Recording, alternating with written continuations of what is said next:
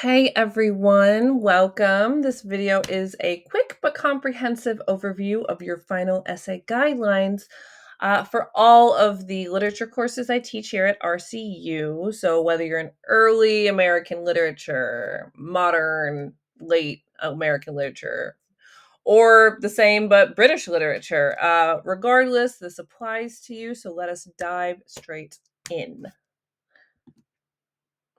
Great. So, over the past 7 to 8 weeks, you've been immersed in a wide range of literature from foundational voices to modern perspectives.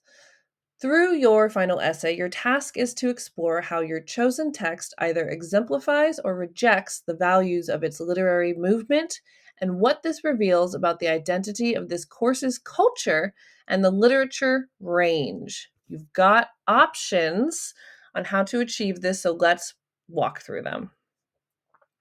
So, first, your first option is the argumentative essay. Here you're going to choose one assigned text, and argue whether it represents or opposes its literary movement. If it helps, think of it kind of like a debate. You're making a claim and defending it. So here's what's required: 8 to 10 pages, which is around 2,000 to 2,500 words. Clear one-sentence thesis, at least one secondary source, and formal academic writing in MLA style. Again, there's more information about this on the Canvas page, so please have a look at that. So here's an example of what your thesis might look like. This is also in the How to Write an Essay resources as well. And the goal, your conclusion, it should directly respond to the broader course question we've discussed. What is the identity of this class's topic? How do they define themselves through their literature? Great, so now let's move to research-based. If you prefer inquiry over debate, go with the research essay. This approach begins with a question.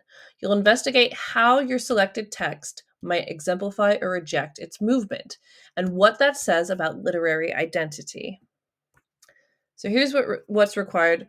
Similar to the argumentative essay, 8 to 10 pages, the thesis that poses a question, outlines your research. Here you'll need at least 3 secondary sources, so that would break down to 1 secondary source per body paragraph. It's a research essay after all. And again, MLA format, formal academic tone. Look to the Canvas webpage for more information, more detailed information there. The thesis, again, I also include this in the How to Write an Essay resources, but here's another reminder. And lastly, the goal, just like with option A, your conclusion must address both your research question and the course's core prompt. Yay, fabulous. The same thing, but 2 different versions, like an apple and an orange. Extra credit. Yes, even the final essay has extra credit. I'm just overabundance of extra credit here. So if you're looking to earn even more extra credit, here's what you can do, the double essay option. Here you'll write 2 shorter essays, one argumentative, one research, each focused on a different assigned text. So again, see the Canvas page for more details or the extra credit opportunities page as well. But if you do this option, you'll have 2 essays. Each are 4 to 5 pages, which is roughly 1,000 to 1,250 words double spaced. This will be 2 body paragraphs for both instead of 3 because it's shorter. And it needs to meet all the rest of the respective course and structure requirements. So make sure you follow those. If it doesn't follow it to a T, it will not count. So make sure you do that. This is an excellent opportunity to showcase your skills and boost your grade. Fabulous. Why wouldn't you do it? Great. So let's get into just some general guidelines, few key reminders. No matter which path you choose, consider this. 1, stick to word counts. More isn't always better. Focus on the primary text. Avoid analyzing multiple works.